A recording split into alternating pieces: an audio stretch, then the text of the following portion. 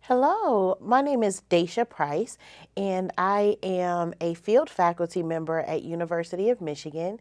I'm excited to talk to you today about engagement and self-awareness. A little bit about myself is that I came to University of Michigan from Detroit Wayne County Mental Health Authority, where I was a part of the clinical practice improvement team. Much of my practice experience has been with families and adults that are living with a severe or persistent mental illness. So today when we're talking about engagement, some of my background is going to come through in that discussion. So thank you for joining. So today we're going to talk about a component of engagement, and that component is self-awareness. So before we got started, you were asked to respond to 10 statements about if you agree, if you do not agree, or if you are undecided. These were the statements that you should have already completed, and so that will kind of get us ready for today. So what is engagement? We talk about engagement in a formal way of it being the process through which clients become active and involved in their treatment. So when we talk about that, we are thinking about how can we get clients to start this process with the provider that's going to be working with them. And what we've come to find out is that it's often actually one of the most underutilized social work skills. So when you think of engagement, sometimes people think about marriages and entering into a relationship that's planning for something that's going to be long term. So we want to think about that in this way as we think about engaging with clients. Now, one important thing to remember about engagement is that it's not just a step to do. So sometimes we talk about engagement and being the first step in starting the process with clients, but we want to make sure that people remember that it's also a process and an outcome. So when we think about that, we talk about having this balance of in initiating our helping skills, but also being able to maintain professional boundaries. Because when you think about the word engagement, again, if we relate it to marriages, we think about a very intimate type of relationship. With this type of relationship with clients, it is not going to be a personal relationship. So you have to be mindful to develop a rapport in relationship, but also as a professional. So this is what produces this ongoing worker and client relationship that starts to develop and moves forward as they try to accomplish agreed upon goals. So if the engagement process and outcome is done well, what we find is that the outcomes, client outcomes, tend to be more favorable and people report having a higher satisfaction in their services. So one thing I like to talk to people about is remembering that engagement actually starts the moment a person decides to reach out for help. It can be a very challenging time for individuals to think about reaching out to another person to partner with to meet their goals.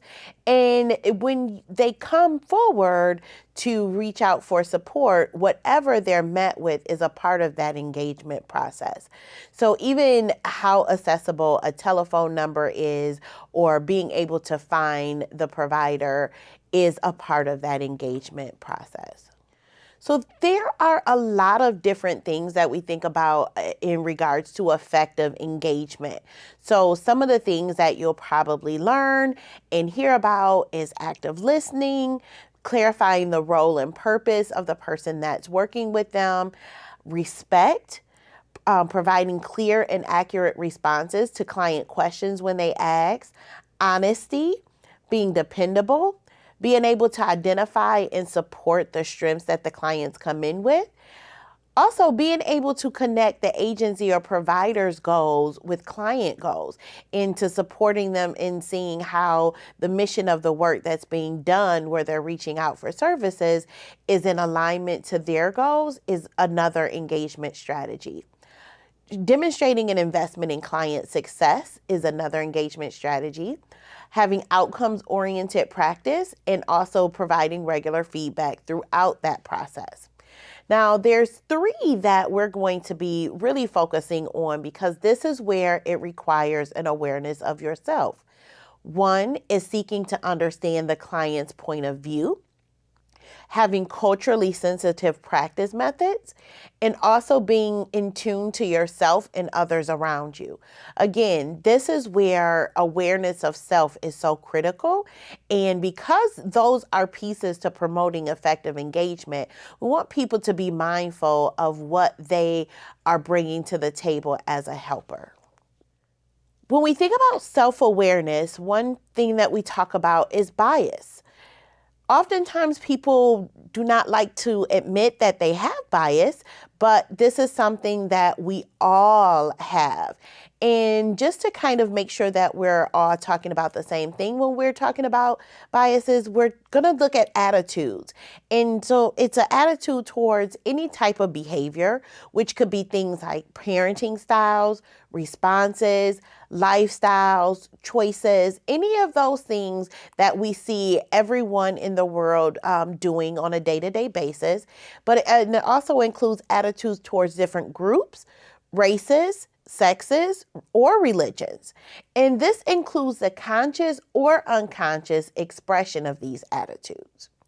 Now, one thing I want you to remember is that this is natural. This is something that we all as humans do.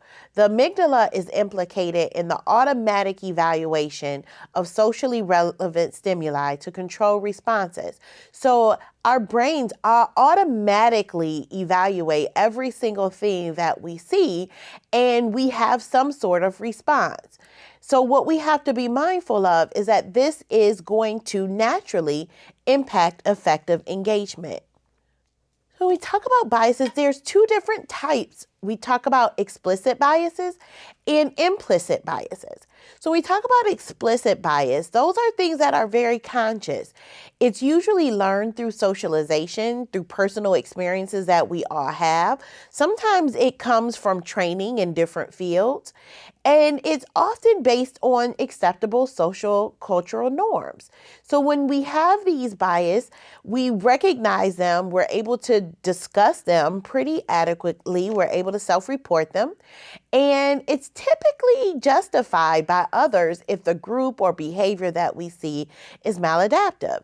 So when some examples of things that people report to having explicit bias about are things like theft, murder, crimes that are committed by people. Typically, there is going to be some support from our societal cultural norms that will tell us that this is something that is okay to be biased about. Versus implicit bias are typically those things that are unconscious to us. It's just a habit of our mind, so to speak. And those things are often also learned through socialization and personal experiences, but it can be activated unintentionally. So these are the things that we think about our responses to things without us intentionally acting upon them or intentionally thinking about them. These are the most difficult to control, and it can occur without negative intentions. So oftentimes when people talk about different biases, they talk about how can I move forward from this if I'm not sure or if I didn't have an intent to have any negative implications about it. And so we talk about just being really mindful about what those are so that we can support ourselves when we're working with different individuals, families, or communities. So now we're going to go back to those values that we reviewed earlier. So we're going to review a scenario. And after reviewing the scenario, I want you to think about responding with a yes if you agree, an in if you don't agree, and again a you if you are undecided. So our scenario today is about Brandon Jones. Brandon Jones is a 15-year-old male.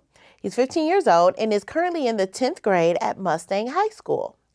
Brandon is currently being raised by his paternal grandmother and resides in a subsidized housing complex. Brandon spent the first 5 years of his life living with his mother and father in a suburban area. Brandon's mother was killed in an accident involving a driver that was under the influence of alcohol.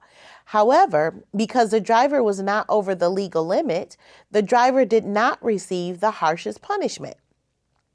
Brandon's father was recently killed during an attempted arrest for theft from the local grocery store while Brandon was present. Brandon is new to the community and was recently diagnosed with post-traumatic stress disorder, or PTSD. Brandon stays to himself and is selectively mute when he encounters new people.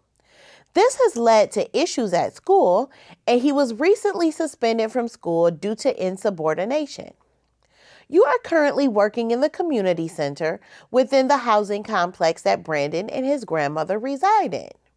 She tells you that she has tried everything, including whipping him. Although she has not legally added him to her lease, she has asked that you spend some time talking to him. So after hearing that scenario, I want you to go back and answer these questions again. And again, yes, if you agree, no, if you do not agree, or you if you are undecided. Parents are the most influential part of a young person's life. Children should learn to obey rules to be prepared for society. Parents should not discipline their children using corporal punishment. Using substances is wrong. Education is critical to success. It is important for families to have spirituality to thrive.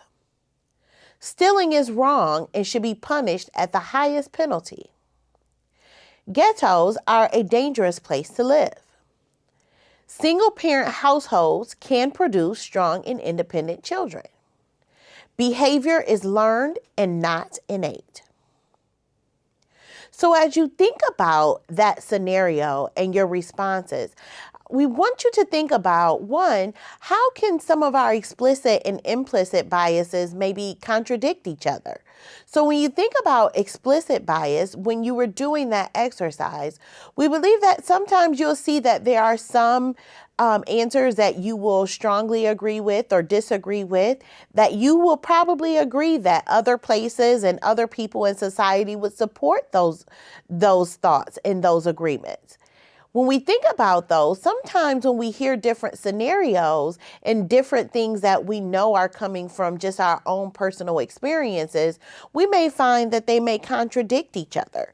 So if we go back to that list of things, we talk about it is important for families to have spirituality to thrive. You may think that that is something that you believe everyone agrees with, but after you hear someone else's story, you may recognize that maybe that's one of your implicit biases that come really from a place that you have come from and that you believe is important or not important, and it may be based on your experiences.